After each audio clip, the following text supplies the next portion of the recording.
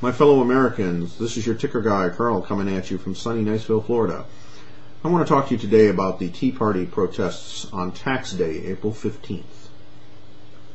The left has come out and tried to smear these things as some sort of right-wing extremism. Nothing could be further from the truth. I live in one of the most Republican districts in the United States. We vote so Republican that the Democrats usually don't even bother to run candidates, and when they do, they don't spend any money campaigning because they know their odds are that bad. Yet I saw no partisanship at our Tea Party protest at all. What I saw was a lot of people talking about taxation without representation. I saw many calls for the fair tax. Let's talk about taxation without representation, because many people think that this is just about losing an election in November. Oh no. It is about the American people from both sides of the aisle, both Democrats and Republicans, calling into their congressmen and senators by margins of 100 to 300 to 1 to oppose the passage of the TARP. Congress passed the bill anyway. We were told that this was going to prevent the tremendous losses that then followed anyway in the stock and credit markets. We were told that this was going to prevent credit from being cut off to American businesses and consumers, and yet Americans have seen their interest rates on their credit cards go up by insane amounts.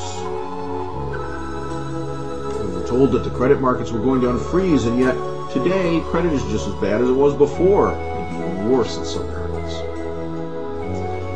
What really happened here, folks, on April 15th? On April 15th, Americans took the soapbox by the millions. It was one of the boxes of freedom. The next one in line is the ballot box. These two boxes are the most important of all. Why?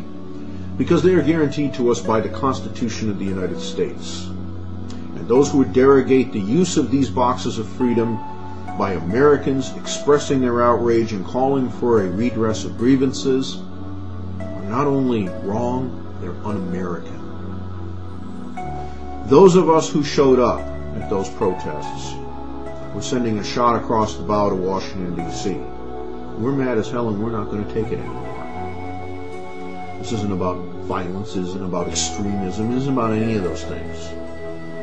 It is about, as I said in my speech, the one line that garnered applause: stop the looting and start prosecuting. This country lives on the rule of law. It was founded on the rule of law. In 1776, patriots stood up and said, we're not going to have a lawless society anymore. They put their lives on the line. They gave us America. We seem to have forgotten that the rule of law is supposed to govern everything that we do in this country. Not just whether or not you can go buy a gun, but whether or not you can sell a security to somebody, whether you can market them a mortgage, whether you can give them a credit card loan. We are supposed to stand for fair dealing, open and honest contracts, and the ability to enforce those things. The Washington Post comes out and says the average American's tax burden to the federal government is 9%. They're lying. Every American in this country pays a 15.3% payroll tax on the first $100 and some thousand they earn. Every American. There are no deductions for that 15.3%. Your employer does not pay half. You pay all of it. How do I know? I used to run a company. Every employee who came in and was hired was offered 7.5% less money than they would otherwise get in their gross pay, because I was going to have to withhold that 7.5% and send it to Washington, D.C. on their behalf. Social Security and Medicare are not money put aside in trust, which would be the other legitimate argument. On the contrary, the Supreme Court of the United States has ruled that Social Security and Medicare are nothing other than a tax. Our media refuses to report the truth, and our politicians come out and say that those of us who petition the government lawfully for the redress of grievances are nut jobs. Then they turn around and steal $700 billion of our money and give it to people who made bogus loans to people that they knew could never pay the money back. Our economy will not recover, ladies and gentlemen, until our debt to GDP ratio returns to a reasonable value. It will happen.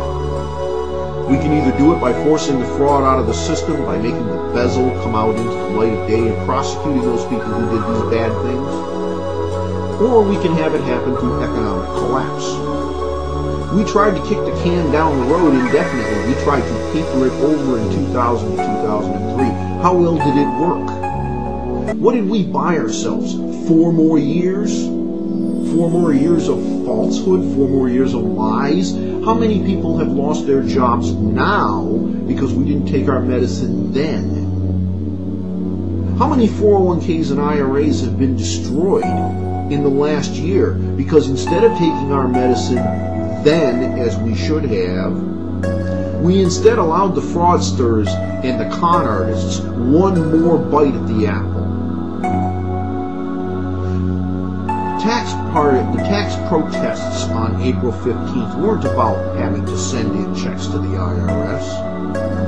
I and every other American that I know of understand that we have to pay taxes to provide for things like the common defense.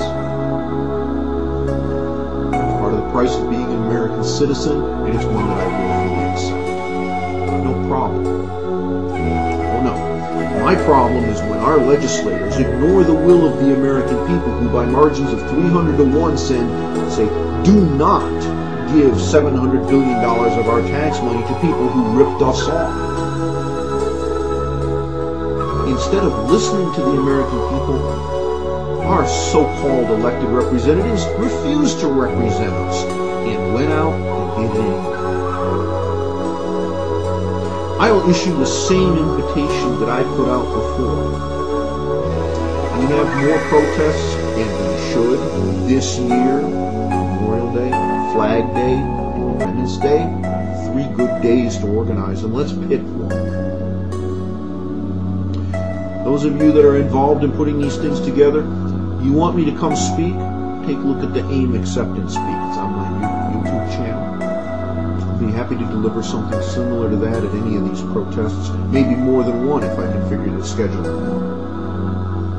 Until then, you have to put up with me on YouTube. And go watch Bob Bassel, Mr. Bassel's latest missive, and the other ones. See, the establishment in Washington, D.C. and across America doesn't like the fact that Americans are waking up to the fact that they're being scammed. But that is, in fact, what's been going on. I stand here for truth, for justice, for honest dealing. I don't mind paying taxes, as long as they are spent honestly. As long as they are not handed out to reward those who committed fraud, those who ripped off our children or our grandchildren when they are asking us to pay the bill, those who resulted through their policies in millions of people losing their homes. Handing money to those institutions and those people is wrong. Helping Americans is not. Providing for the common defense is not. This isn't a left or a right thing, folks. This is an American thing. This is about being Americans. This is about discharging your responsibility as Americans. We finally woke up and turned off American Idol. Now let's pay attention, instead of listening to people like the Washington Post.